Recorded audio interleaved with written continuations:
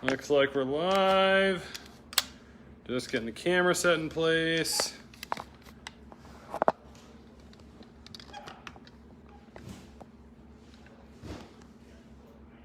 It looks okay. Miles, are you? I'm connected up right now. So let me know if you see me. You're recording this too, right? Yeah, I'm recording. I will be recording it on a separate device as well. So we've had issues with the live stream. It's not a great recording, so that's why I got second phone going on for the recording with a microphone. Nice. So live stream. Welcome for those that are here. I don't know if it's going on. Do you see it, Miles? Yeah. Okay, cool. Yeah, so welcome those that are here at the live stream. Just starting here shortly. Got a few things I need to get started here. I will be having a separate recording with high quality video and audio that will hopefully get posted to YouTube in a couple days. Assuming we can get a handle on all of our crap that we have going on here. Lots happening with Mora, section championships, state championships, and there's I guess a big race in like, I don't know, 2 weeks or so. I don't know if people have heard about it, but the Berkey's going on here, and we're getting a lot of excitement on that. So, all right, so that I just need to start my reel recording. Oh, I hope that's the right button. I'm gonna go check on this. Nope. Here we go. Hey Miles, you wanna just go check in the other room or something like that if the audio sounds good? Yeah. So, and I don't know if there's been any complaints, but that was definitely some complaints last time. So just let me know if there's any audio issues or I'll keep on talking until I get stuff back. I guess I could have asked somebody in the audience if there's any audio issues, but I'm assuming that Miles comes back and tells me that we're good. I'll probably end up getting started here. Might have some stragglers showing up to the in-person thing. We got a wild crowd here, but so. There we go. Good. Just move the camera to the left a bit. Move the camera to the left. Okay.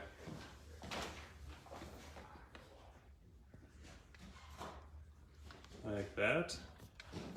Yeah, it's got a bit of a lag, but you can only see about half the bench. Yeah, right there. That's good? Yeah.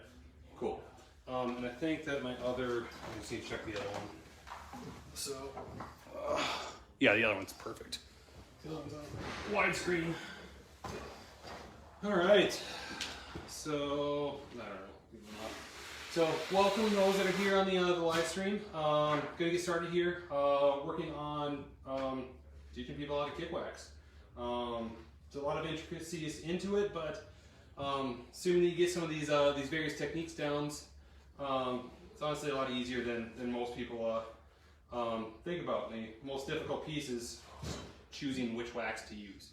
But once you kind of get some practice and with a couple different waxes, you'll have a handle on it, and it'll be pretty simple to get going. So, if you have any questions at all at any point, let me know. I think Miles will be paying attention to the comments in the feed. So if there's any questions in the feed, please ask. I will do my best to answer them to you guys there. So before we start, I wanted to put this at the front end versus the back end. Berkey Race Service, we are filling up very fast. We have a ton of people that have signed up for the Berkey service. So if you're looking to get service through Pioneer Midwest, I would definitely sign up online as soon as possible, really. That'll get your spot saved in our queue. So all that information can be found on our website. Just type in Berkey underneath the website. It'll probably be one of the first things on there. But what that involves, dropping your skis off either here, or there will be a expo drop off and then a cable drop off. So you can drop it off in 3 different locations, depending on where you're at, where you're coming from, where you're staying. And then pickup will be at the start line. So we'll hand deliver your skis to the start line. You pick them up there, put them on, and go have fun. So yeah, that's just my little bit of advertising out the front. So let's get started. First things first. This is the last thing I had to grab. I forgot about it, but helps keep me hydrated and talking a little bit slower, hopefully. So classic skis. I knew I forgot one thing. Let me yell at somebody. Hey Miles. Yeah. You want to grab me some sandpaper off my bench? Yep. The only thing I forgot about was the sandpaper. So, first things first, I want to start off with a clean ski. So there's no kick wax on here. I'm not going to show people how to clean the skis. I just really generally don't like doing it, but kick wax remover will generally do a pretty good job. So first thing I like to do, thank you. I like to tape the zones. So that'll give me a clear area to wax in. So on this ski, I have 3 different zones marked. So I got 3 different lines here. Most likely, and I don't have the numbers on here, but because these are my skis, I know exactly what they're for. The outer line is going to be 0.2 millimeters. The middle line stands for 0.4 millimeters. The inner line stands for 0.6 millimeters. I kind of show that here as well. So 2, 4, and 6. And those correlate with thicknesses of wax. So if you think about the different types of wax that are out there, between hard wax, sticky hard wax, and clister, each of these are going to be built up slightly differently. So colder skiing like what we'll have this weekend, most likely to be cold hard wax, a thin base binder, as long as you have a good durable binder. We'll talk about that. You'll most likely be waxing out furthest zones on your skis, the 0.2. That's generally what we designate for hard wax. The 0.4, that's going to be kind of the middle ones. Kind of a hybrid zone. Generally we call it like clister or warm hard wax. So it'd be stuff like this, N41 from Rex. It's a bit sticky, it's kind of icky to touch, but works really well. Or some clisters can work as long as you put it on 0.4 millimeters of wax dragging on the snow. It's going to be slow. And then you're going to lose some of that and it'll eventually speed up, but you're basically just sacrificing speed at that point. So that's why we have those different zones here. So for this, I'm not skiing on these skis after this. It doesn't really matter where I wax to, so in the essence of just saving time and a little bit of money, but most of the time, I'll just be waxing to the 0.6 area of this ski. So I will put tape into that 0.6 millimeters where I have the 0.6, that zone is the only thing that is exposed. So 0.6, those are the lines, that's the only thing exposed. That's all I have there is just be 0.6 millimeters. So from there, take sandpaper. So I generally like to use 100 grit sandpaper. Anything more and it really roughs it up a little bit too much, anything more abrasive, so that'd be 80 or 60. Gets too much abrasion on there. Anything less is too fine. So generally 100 grit does all right. And so with the sanding, I generally just use a back and forth motion. And assuming that the ski has been sanded before, it really doesn't need a lot. If I put wax on the very smooth, shiny surface in the glide zones, it just doesn't really have a good area for it to bond with. So putting it on in that middle area, sanding back and forth, 100 grit sandpaper, works really well. I generally try to avoid any side-to-side sanding. The reason being is doing that side-to-side, you can round out the edges of the ski, and especially on the edges. And I see that in my stone grinder quite a bit. If somebody has heavily chevroned, almost like fish scales on their skis, those edges are quite beveled. It takes me a lot of work to get that base material off. And really, when we're thinking about this, is that the kick wax doesn't care what shape the sanding is. It doesn't care if it's sideways or back and forth. It just needs something to adhere to. So generally, just doing the back and forth this way will give the kick wax something to adhere to without making your ski all wonky. So with that, ski's now prepped, going onto a binder. And for this, I'm going to show several different binder options. I'm just going to readjust my electrical setup here. So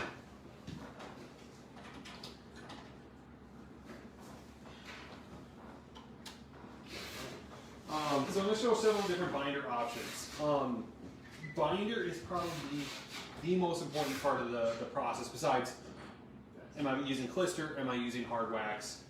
But once you get the wax down, if I choose the right wax of the day but have the incorrect binder, that's going to be a huge, huge issue.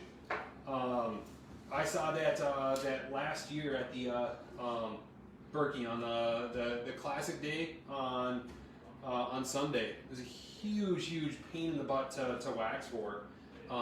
So I was doing a testing for the Elite Wave skiers, specifically Matt Leach. I was waxing the skis that day, and I got up to the race start pretty early in the morning, and that day it was super icy.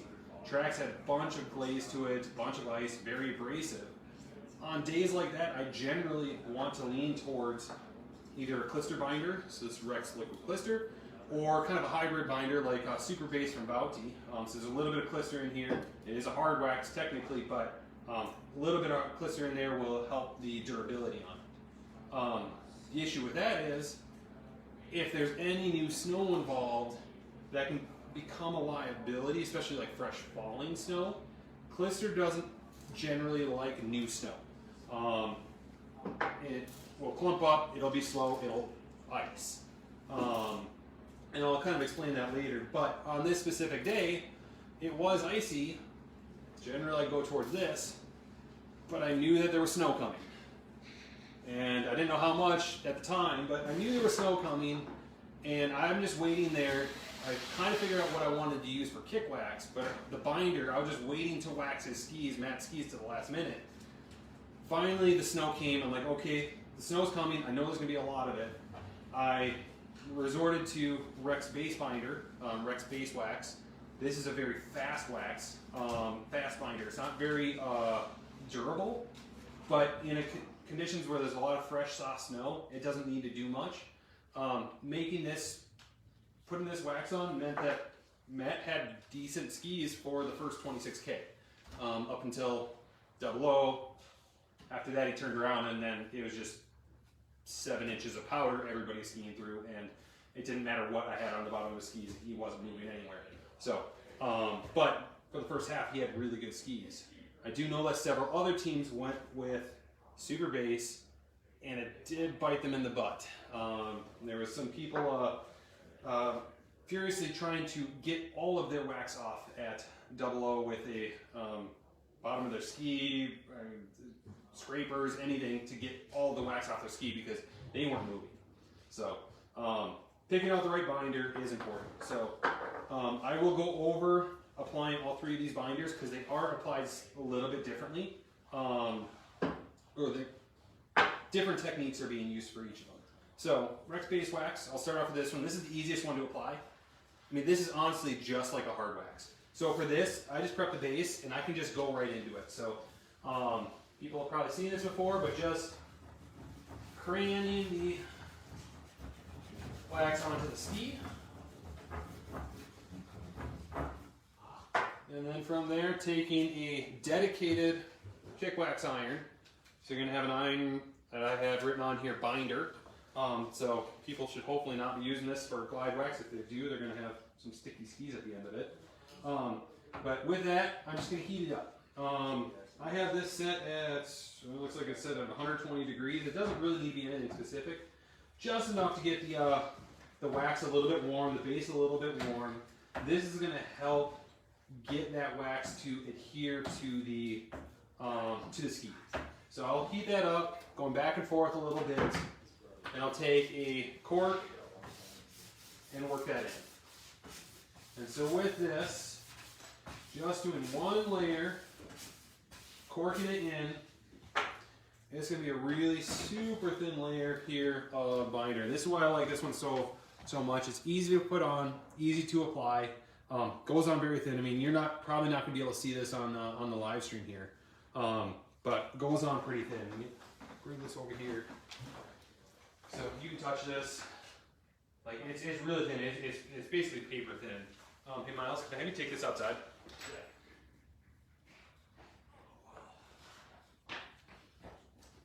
So, I'm having Miles transport the ski outside. It's an easy way to cool that ski off. I can't put wax on top of that until it cools off. I've got a few other skis here I'm going to bind here. Yeah, I just wanted to kind of show you that one. So I've already prepped these other pair of skis here with the sanding, so I'm not going to do that on these ones. They're already set and ready to go. So, Super Base.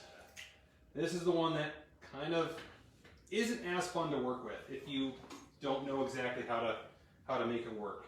So because it's a bit stickier, so right now I'm taking putty knife to peel off the edge of the wax tin to expose more of the wax. If you try to work, and I'll do this the hard way right away, without heating anything up, without heating the wax up, if I try to put this on, it's not going to want to go on very nicely.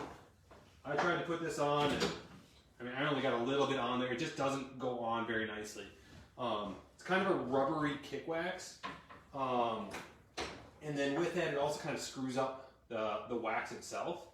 So one trick that I like to do, I've seen people, I'll show you two different tricks, but the one that I prefer, the method I like to do, is before I get any wax down on there, I'm going to heat up the base.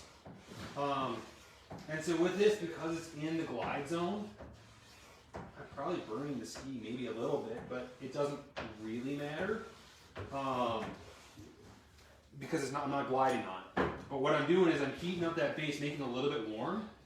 It's going to make this much easier to get on there. So now that that's warm, I was able to get some of that wax on there. So because it's warm, I was able to get a small amount of that wax on there. And so with this, I will probably want just a little bit more. Just get on what I think is an appropriate amount. So this is what I deem kind of an appropriate amount prior to waxing here. So this would be, yeah, so it's still pretty thin here, but just one layer, same thing as the Rex binder. And I will put this down, grab the iron, and then same thing as that Rex binder. Let's go back and forth, getting it in there. And Super Base is a very distinct smell, so I'm getting it quite good right here. But I don't know, for whatever reason, Super Base is going to be one that just always has that nice smell. So Super Base, honestly, one of my favorite binders to work with or to use, because it is so durable. So that would be my recommendation for the race this weekend. So Mora, specifically, is to be using this Super Base. Because it has a little bit more clister into it, and there's just a little bit more rubbery, it's going to be more durable. It's not quite as fast as the Rex binder, but because it's more durable, it means you're going to have kick towards the end of that race versus probably just the first 5 or 10K, which is nice to have. So, again, I'll show this. This is the finalized version. Looks very similar amount of grip as a Rex binder. So still, again, very thin. So on this same ski, I'm going to do a secondary way to apply the Super Base. I do want to show that to you guys. Even though this is the correct amount, I'm just going to do another layer. You should only do one, but I do want to show the second way to do it. Second way, if you don't want to iron the ski base right away, what you can do is tap the wax to the iron and then kind of dab and twist a little bit and move that around, and that will help to apply this wax onto the base of the ski. And then from there, ironing it in. I'm going to do this because I need to put wax on the ski afterwards. ironing that in, and then again corking it in. So, and one little tip or trick that I use quite often with waxing, I like to use the tape. So I'm almost always starting the cork on the tape and pulling and pushing into the zone and then pulling away. Is it just painter's tape? Yep, just painter's tape, just blue painter's tape, really all I'm using there. But what that's doing is because I'm starting on the tape, pushing about 3/4 of the way down the ski, stopping before I get to the end, and then getting to the end of the tape and then pulling back. What I'm doing is I'm slowly working that wax kind of into the middle of the ski, trying to taper it into kind of a bell shape. And you'll see, especially like when I get onto the clister ski, I will use that tape if I have a little bit too much wax on the ski. I will physically push that wax up onto the tape. That's just kind of my garbage space area. I'll pull that tape off with all the excess wax, goes in the garbage can, and we're clear. So that's something I like to use. The tape is really, really important. So I've seen some people use like thin tape, like stuff that's like an inch thick. I really hate working with that stuff. I like to use a thicker 2-inch tape. It gives me some working space. Gives me some area to work with on the ski, so I can push my wax to places. So I'm gonna hand this off. Hey, Miles, or Jake, somebody.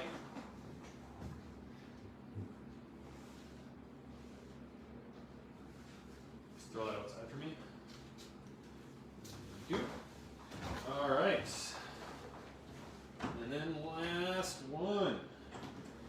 So last one here. I'm going to start to work with a clister binder. There's two different types of clister binder. There is going to be a true clister binder that will come in a tube like this. I will show you guys how this works. I don't need to apply the clister binder and this. They're applied identically. But I will show you the liquid clister binder that I like to use. So this can be used for both hard wax and for clister. It's a really nice product from Rex. Goes on very easily, goes on very thin.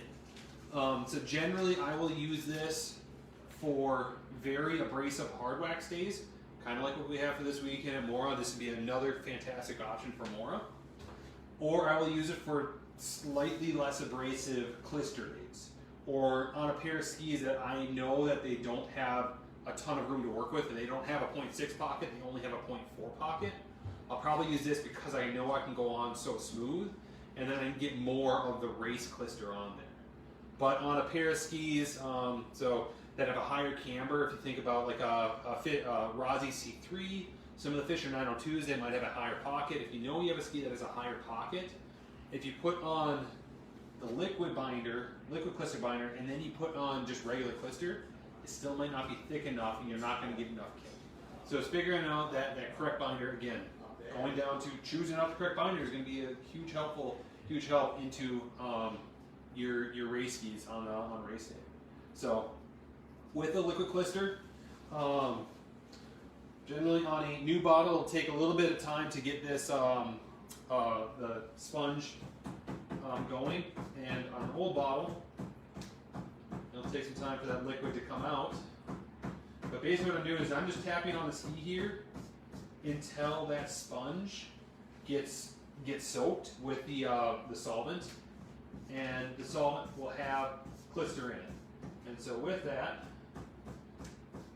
once I get that going and it comes out, I will then just start painting each side of the groove.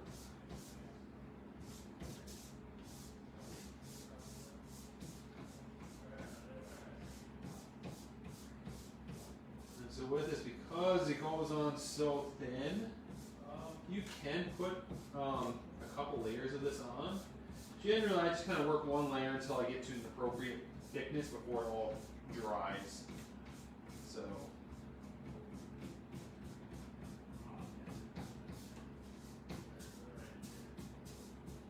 And usually when I'm waxing more than one pair of skis, the first pair of skis takes me a little bit longer because I have to get that sponge re-soaked. But once it's soaked up, it speeds up the process quite a bit. So then the last passes, I like to do full passes just to kind of smooth it out. So you kind of saw how I was doing these small little strokes. That was just kind of getting the material on there. And the last passes were just a full coat back and forth. So when I get this to you, show this here. So again, very, very thin layer. That's why I like this so much. Super, super thin layer of clister on here. So again, that's, yeah, so it's gonna be a little sticky. You touch it. Not terribly sticky. But you can also see like, it's hard to see, but you see like those like spotted areas. That's probably the burn base from underneath. Again, this is a glide part or kick wax part of the ski, it doesn't matter, but that's where you can see the different in color of base material. This is also a very old ski that hasn't been ground in a while. So, got another ski here, and I want you to just grab another ski here, guys. Can you grab that first ski that was out there for me? All right. Actually, you can grab both of the skis that you had. Just that one outside for now.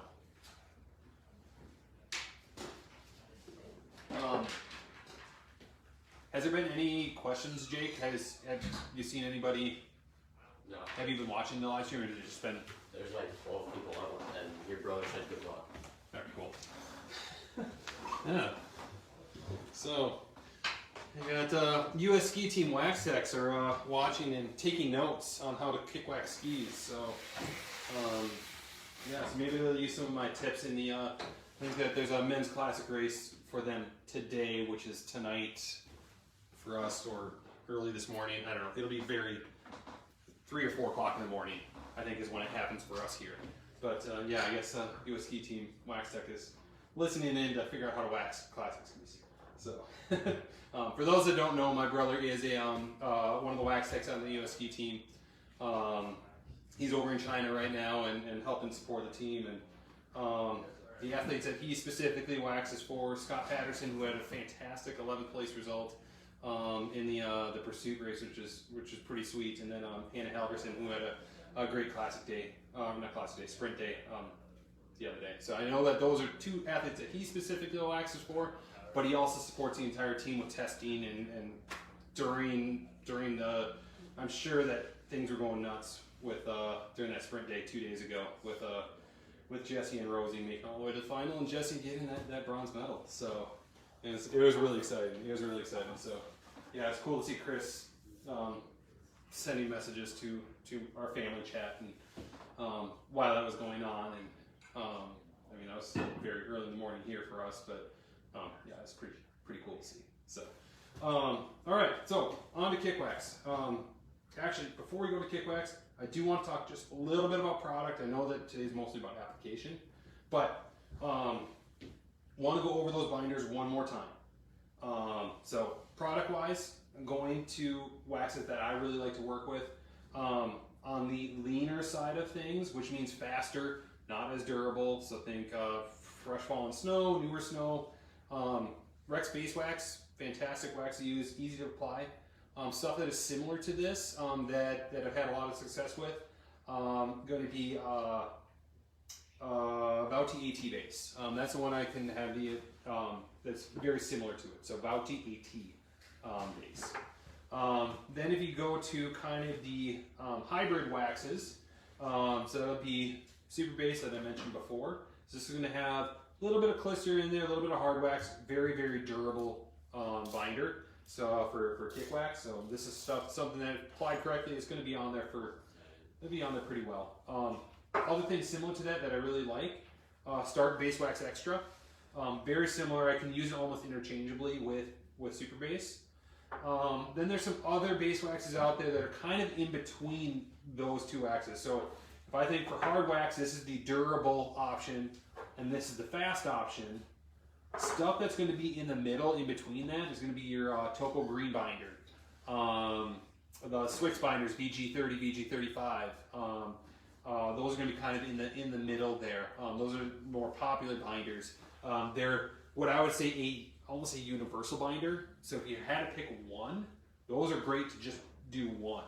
But if you want to have something for specific conditions, that's where I like to have the Rex base and the Bounty Super base and the Liquid Clister base and Clister base. But getting more specific, but if you were to have just one hard wax binder and one Clister binder, I probably would look at that, either that Topo Green or the VG. I think it's 35 is the stickier one, if I remember off the top of my head. And then a Clister binder of some sort, whether that be a liquid Clister binder or just a true Clister binder. So that's just kind of going over product for binders. So on to kick wax. Kick wax can be as simple as you want to make it or as tricky as you want to make it. So I'm going to start off on the simple side of things and work from there. So I'm going to highlight hard waxes, just plain old hard waxes. If you think about, I'm just going to speak on the Rex line here, going from red, violet, blue, or red, violet, light blue, green, or light blue, blue, and then green. Sorry about that. You're basically going through a progression of a softer wax to a harder wax. As you get colder, the waxes get harder. As they get harder, they get easier to apply. So generally, blues, greens, violets are fairly easy to apply. As you get into those reds, and some companies have yellows, they're a little bit stickier, a little bit more difficult to apply, and I'll show that later. But applying these is going to be very similar to that Rex binder. Just crayon. I generally like to do some thinner layers, so instead of one thick layer. So here is one thin layer wax. That's just one layer that I just crayon. With the blue, it's very easy to crayon on, and then cork. And using synthetic cork. I'm not using a ton of pressure on this.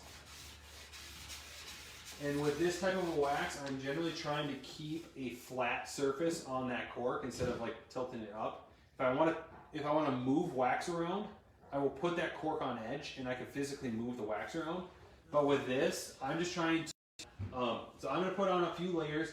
My kind of go-to recommendation for if I had a pair of skis that I'm waxing that I've never touched before, I get a lot of junior skis that I wax at J&Q's, customer skis that come in here, occasionally I'll kick wax.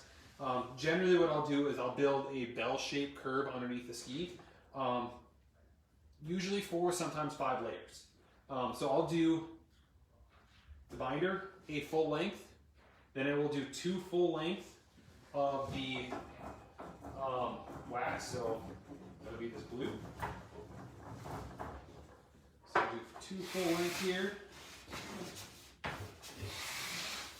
And now this is generally where assuming I'm using hard wax and I got these markings on the ski, that's where I'll start to use those markings on the ski. So I will then go to a full layer at the 0.4. So if I wax all the way out to the 0.2 for hard wax, I will do the binder all the way, 2 full layers out to 0.2, and then I will do 1 full layer at 0.4, and then I will do 1 full layer at 0.6. And so what that's doing is building wax into the ski, kind of creating a bell shape underneath that ski is generally what the idea is. So because I'm waxing at 0.6 on this ski, I can't use those lines, but I'm just guessing anyways. So from this, I will start to work my way in a little bit, and I'm corking that in. Nice flat cork. So that would be 0.4. This would be 0.6 now. So you get smaller.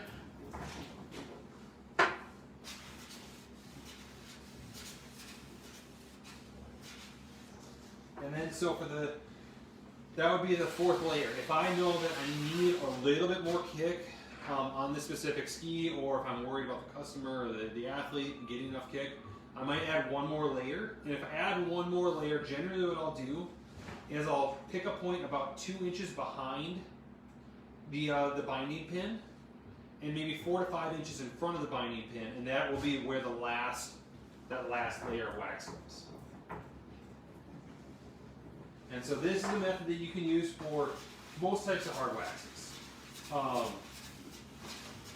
Once we're done with that, this ski is pretty much just done now being waxed. Remove the tape, which can get frustrating sometimes, especially when you're outside and it's cold and you have gloves on. Removing tape is honestly one of the more difficult things.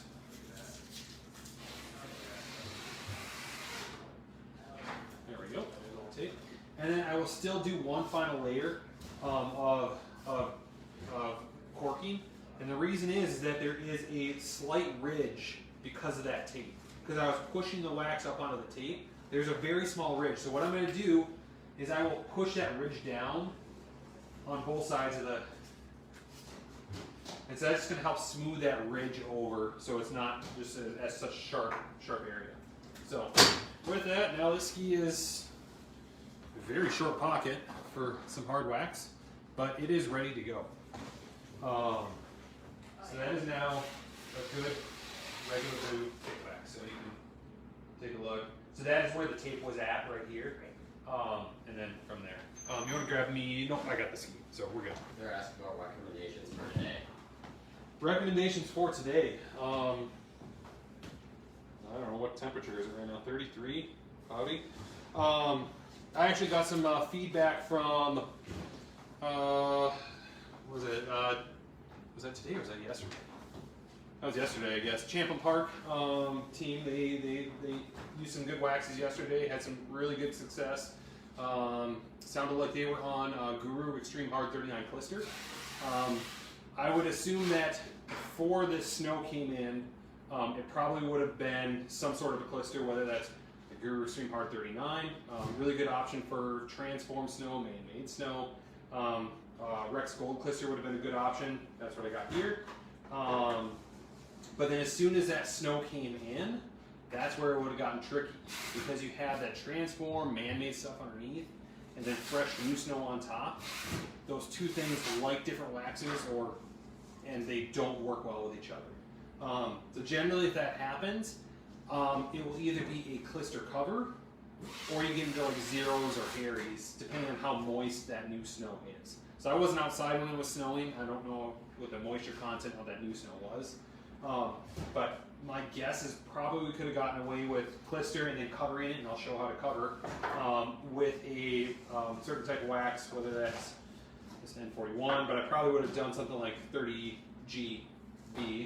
This one has fluoros in it, 30G, but I don't have the 30GB back here with me. Or something with tar in it, so like the Bauti GT line. So GT Pink is a good one to use. Start Terva line. Rex has a tar-based wax. Those are all good waxes to use as cover waxes to help prevent icing. So anything with tar in it, and that's really easy to tell if it has tar in it. You just take the cover up, smell it, and if there's tar, it's a really, really strong smell scent. I don't think actually any of the waxes I have out here are tar-based. So I don't have a good example of it right now, but I can show you later. People on camera, I can't show you how to. I can't let you guys sniff a wax through the camera. So yeah. So was that the only question that was on there? That's the one I think so far. Awesome. So probably what I would have done today, but today, this afternoon especially, would have been really tricky to guess.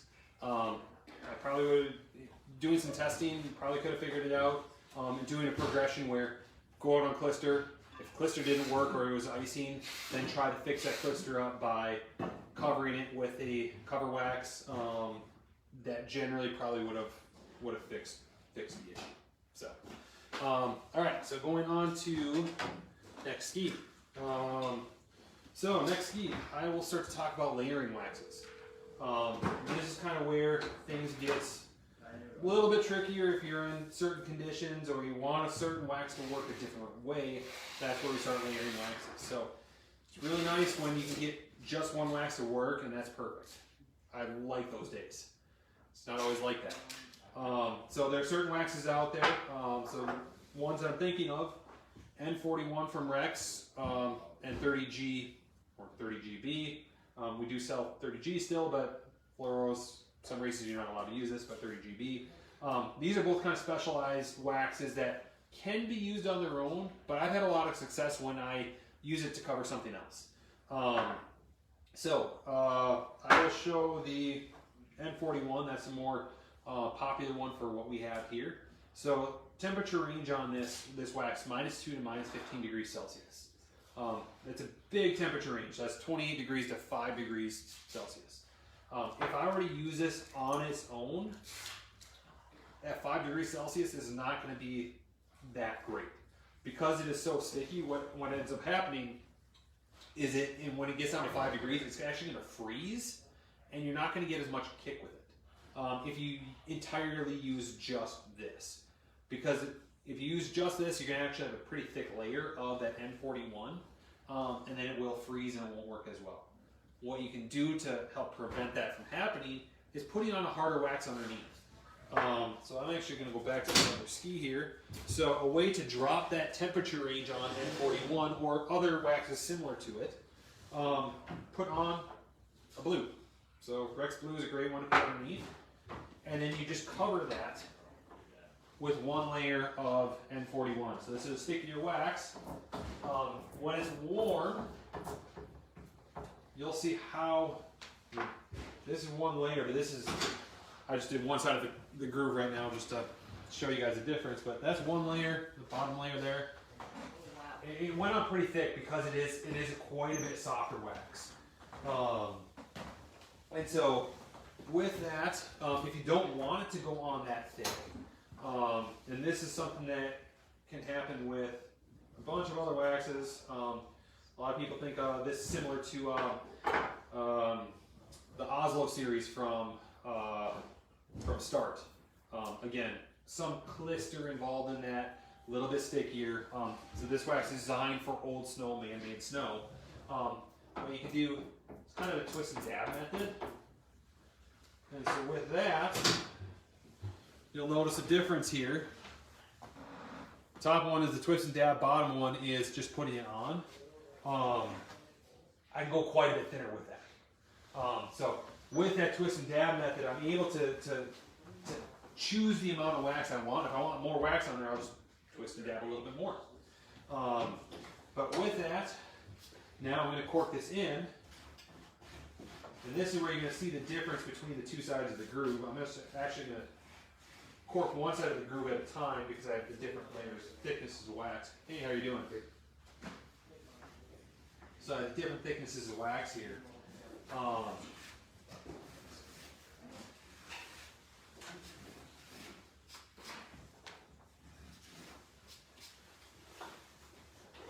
And so for me, I probably would have done the twist and dab method. That's the one on top. Kind of goes in. I did a really, really light, corking of this. So you can notice that was when I did the twist and dab, and then this one I dragged it on there. That's a little bit on the thick side for me. That's probably going to kick really well, but might be a little slow. This one's probably going to kick really well and be fast. So that's how to cover skis. And you can do that with lots of different waxes, but generally the principles of why that works, and think about cover waxes, a lot of times people think, okay, I'm going to put a hard wax over a soft base to help speed up that wax. And what I'm trying to do here is putting that hard wax over a soft base. All you're doing is trying to basically just speed up that bottom, but you're not really trying to change what's on the bottom. What I'm doing with this, by putting this soft wax over a hard base, a very thin layer of this soft wax, I'm trying to basically make this harder. So if I put that hard base underneath and just a little soft wax in there, what's going to end up happening, you think about snow crystals and how they work, is that if I have a hard base, that wax is just going to want to stick in just a little bit, get that grip, and then it's going to be able to shear off and get glide. But if you have a lot of this sticky soft wax, what's going to end up happening there is that those snow crystals are going to dig in deep, and then as soon as you want to move, they're not going to shear off and they're going to stay put. And then the next year you need more and more. And that's what causes icing, is when those snow crystals, ice crystals, dig into the ski and they don't release. And so if you put on a harder base wax, whether it's a green, blue, really anything, that's how you're going to make it prevent some icing, is by putting that hard wax underneath. It's not always the case, but that's generally kind of how I make some of these waxes work in colder conditions. So, same thing with this 30G, but these waxes do work well on their own in those higher temperature ranges. So, cool. Go back to this, and hey Jake, you want to go grab one of those, just 2 or 3 of those kick wax boxes?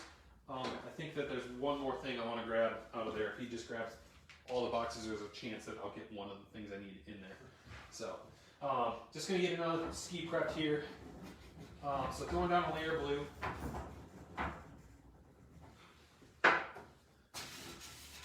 And so this is going to be thinking about this weekend specifically for Mora. If you want skis that are fast and kick really well, you're going to put down, thanks Jake, something that has really good kick, whether that's this Rex Blue. I think it's probably a little bit on the warm side for, I guess the Classic race is on Sunday, isn't it? Same temperature. Same temperature? Okay, so it's still cold. 14 below, high of 6 or so. Okay, so still cold. So this is still probably a little bit on the cold side. I probably lean more towards something from like a Guru Green, Swix VP30. What else did I recommend this morning? The Rody -3, -10. Those are all going to be like really good options for this weekend. But putting that down, if you go out and test it and you find that it's a little bit, it kicks really well, but you think you could speed it up, you can put on what's called a speed cover. So something that has less kick, but is able to speed that up. Basically, you're creating a shell over the wax, a harder shell over the wax to help speed that up. So similar principle as what I was talking about before, just working the opposite direction. In terms of, instead of putting a soft wax on top to give it more kick, you're putting a harder wax on to give it more speed. So that's kind of be the 2 differentiating factors between those 2 different covers. So I've got this set, and then I will grab out something in here that looks like it could be a good cover.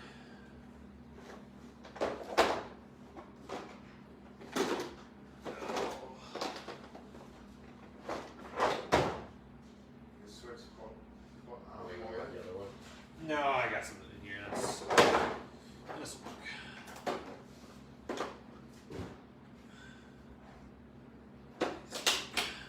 I mean, it really doesn't matter. I'm not skiing on these, so I just need to demonstrate something and it should work. I just like to show off the wax as well.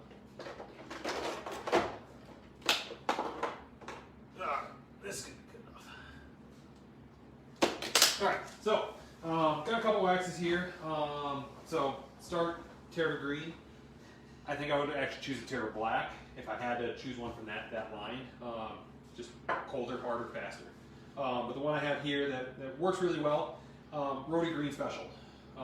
Very fast. Or you can do Rody Alaska is another one that's even colder yet.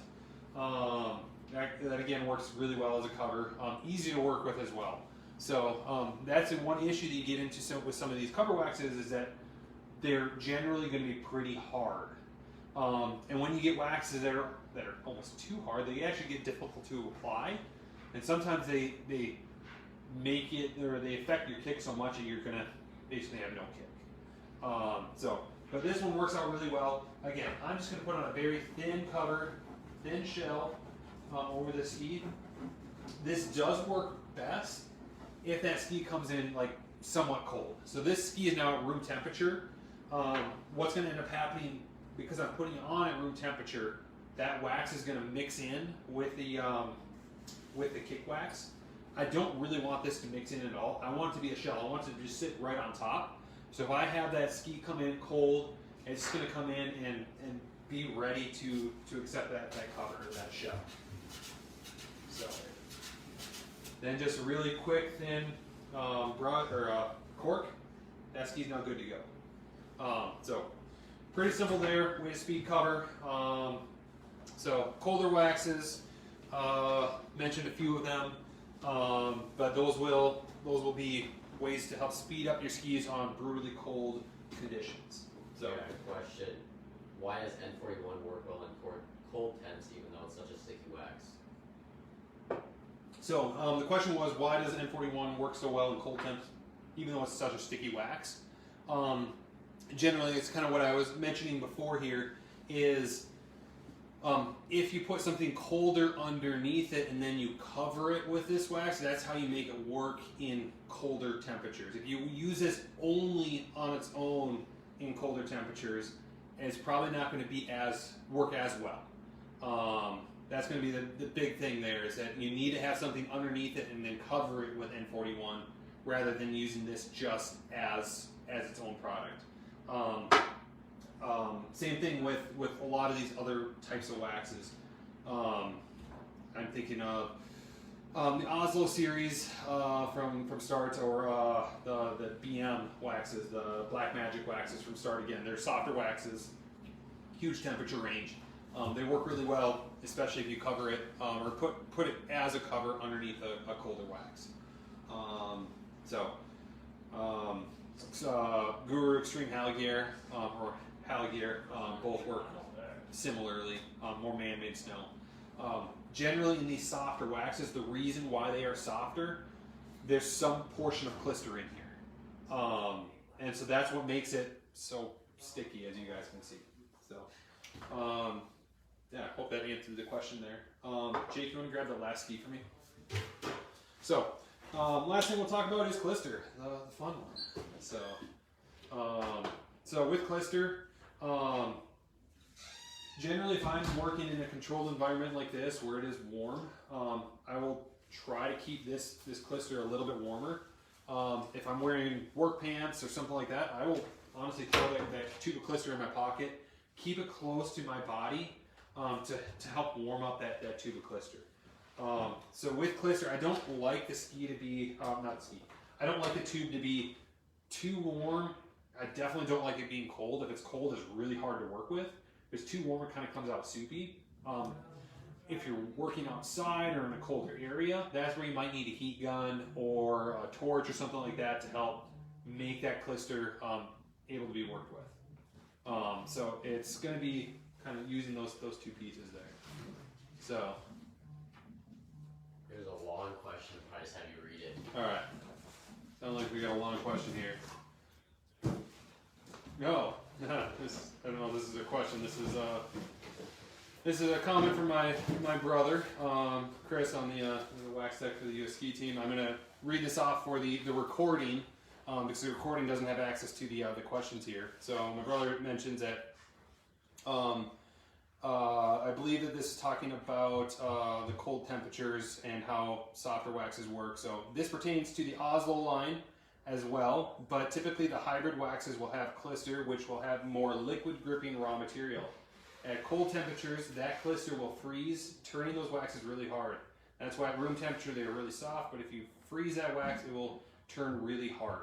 So that's from my brother there. So those colder waxes, like he mentioned, the Oslo line, going to be those hybrid waxes. They do turn, they freeze when they get outside. So they're not always going to be soft, but something like this I've had experience with. Sometimes it does freeze. Putting a harder wax underneath does help out with that speed.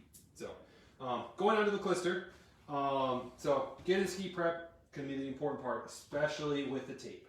You can get away kick waxing without tape.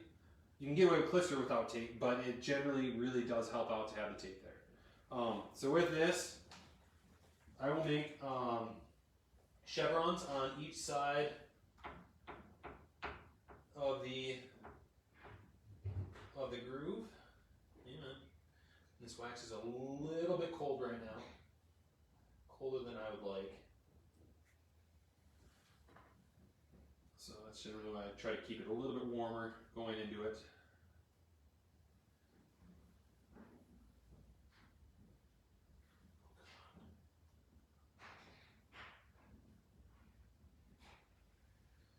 when it's cold, harder to come out of these tubes.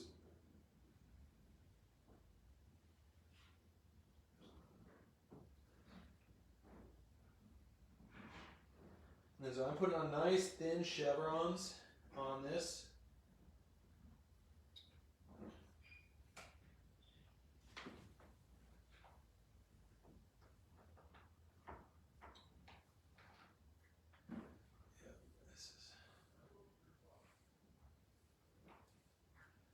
Not one to come out very easily right now.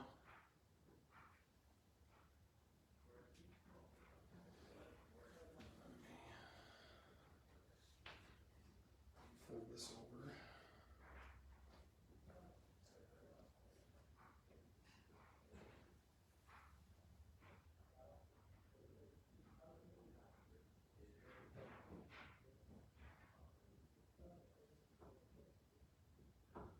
And so gold clister is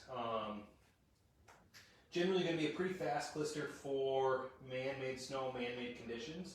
Going to be a little bit harder than those wet clisters that people are sometimes scared of.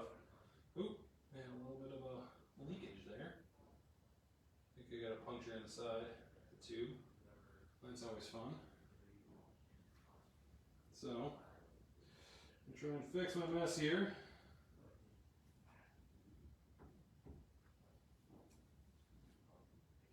That's the issue I run into. Somebody didn't open this up correctly. So this wasn't all the way open. Because of that, wax was wanting to come out of here. Oh, that's much better. So, there we go. Cool.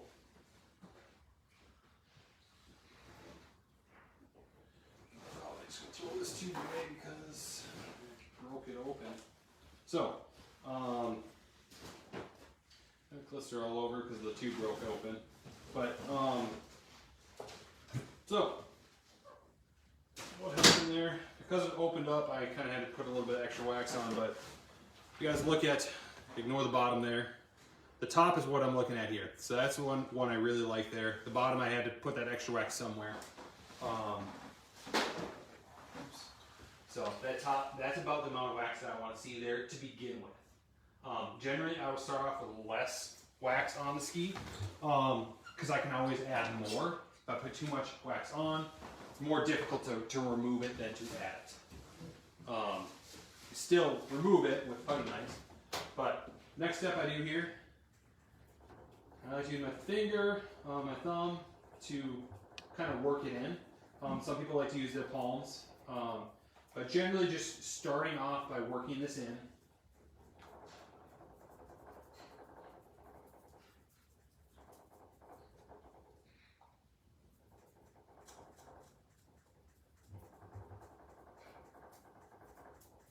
Working on one groove at a time.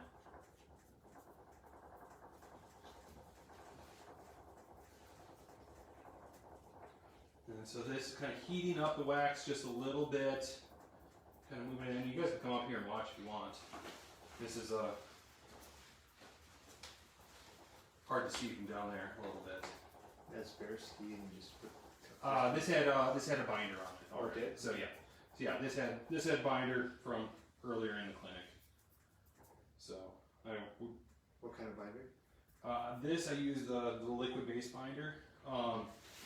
But depending on the ski, I might put on a true clister base. But I do like that binder because it does go on very thin. It does go on anything? It goes on super thin. Yeah. Yeah. Okay. Yeah. So, but on a taller ski or something that's a little more difficult to kick, like a true clister ski, that might not be thick enough for most clisters. So you put a base clister in there. So I put a base clister instead of that liquid base. Okay. So, and with this, now that I got it all smoothed out, so after I kind of work that in a little bit, I'll then do these long motions and you'll see how I'm using that tape, utilizing the tape to push extra wax in. Clean out the groove a little bit with my thumb, work back and forth. There's an area at all that I don't like, I'll just push that wax to a spot for the ski that I think needs it. But generally, I just want a nice, smooth, even layer. So this would be a pretty fast kick wax. So even though, like, you notice on the bottom there, like how I kind of angled that up right away, it's pretty easy to fix clister as long as you're able to take the time, have patience to work that in. So yeah, ended up turning out pretty well with that clister job.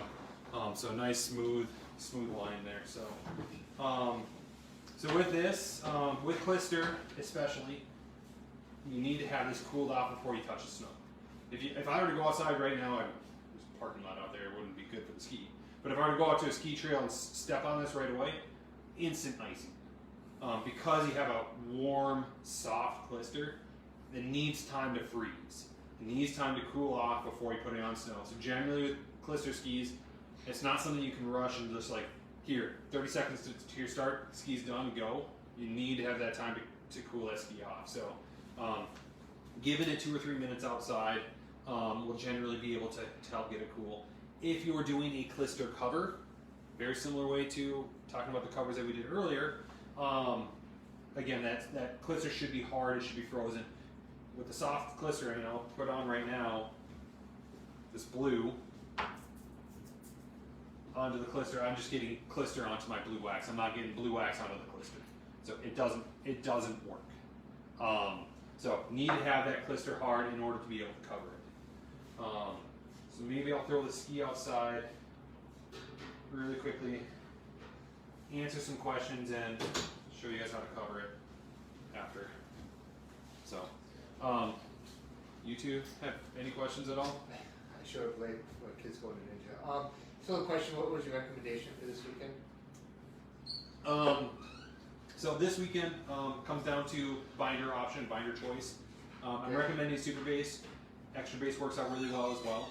So you're doing a hard wax base? Hard wax, a durable hard wax though. So the super base or the Star Extra base, they've got some clister involved in it. They're very, very durable waxes. As long as you sand the base, prep it well, and then apply that with heat, it'll go on pretty nicely. So I missed part of it. We have a recording. Okay. It'll be online hopefully tomorrow. So that'll kind of go over that first part. Or the liquid clister base is another good option for this weekend.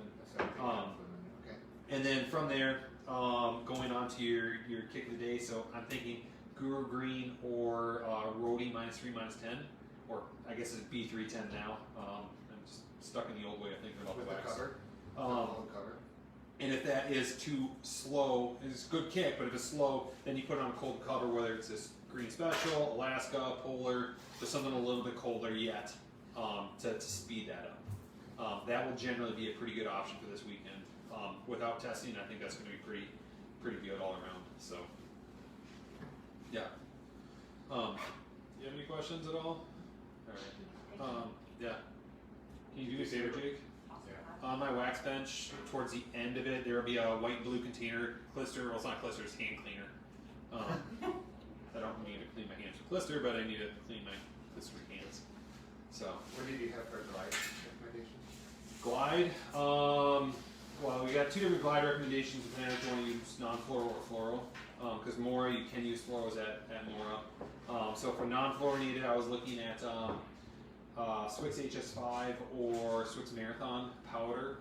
Both good options as kind of a melt-in layer. Rex Blue can work as a melt-in layer as well. Covering that up with G41 from Rex would be good, and then Kinetic Cold from Rex is another good top coat. Also had a lot of luck with. The top coat? Oh, just a powder top coat? That's a liquid. That's a liquid top coat. Also had luck with the Roadie Polar, Roadie Cold. Have been working really well. I've been testing really well in those colder conditions. So. What does the top layer give you? Just a little bit extra speed. So that's what. Is it the breakaway from the Breakaway and top speed. I've noticed. So, yeah. And for those that don't know what I'm doing right now, Roadie has a hand cleaner. This is fantastic stuff. So, when your hands do get sticky, put that on. They're less sticky. So, You want to grab that last ski for me? It should be cold. So I'll do the last cover, and then I'll probably end the clinic after this. So if anybody on the live stream has any more questions, please ask now, because we will be ending here in just a minute or two. So There's about 45 seconds on the live stream. So. yeah, that's all right. So, going into blister covers.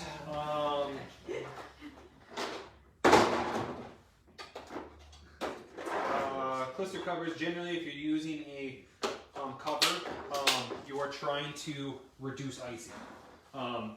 Interactions with new snow. I mentioned this before, but tar-based waxes are going to be really good for that. So now you guys can smell this. It smells really good. The old pine tar. Yeah. Yeah. Yeah. So Pine tar.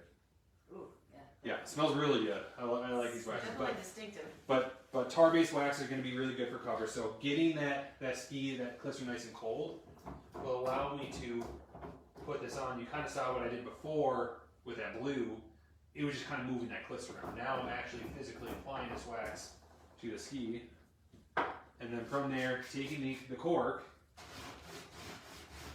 and similar to hard wax, I'm not putting a ton of pressure on this. I don't want this hard wax to mix with the clister. I just want to smooth a nice shell over that clister. And that's pretty much it. And so with this, generally it doesn't look pretty. Oh, wow. It usually doesn't look pretty. It's not a perfect looking job. Sounds about right. One of the orders. But that'll give you kind of an example there. And I'll give another story here that Matt's told me a couple times at the shop, that one of the World Cups that he raced at, I think it was in the Canmore World Cup in 2012 or 13. I don't know what year it was, but he goes to the start line and he's got his skis, and it's an absolutely perfect looking kick job. He's like, oh my god, my skis are good today. He's going to the start line, he's looking at the Finns and the Norwegians and the Russians and their Swedes, and they all look like garbage, all the kick wax. And he's just thinking to himself, well, either they are doing something right, or I'm doing something right. Or wrong, whatever. Well, generally the Norwegians and Finns and Russians, they know what they're doing, and Matt didn't have a great day that day. Even though his skis looked absolutely perfect, shiny, clean, it was a crappy looking kick job, kind of like this, is what really does it. So when you're doing a clister cover, it generally very rarely looks pretty. So, was there any last minute questions there? Nope.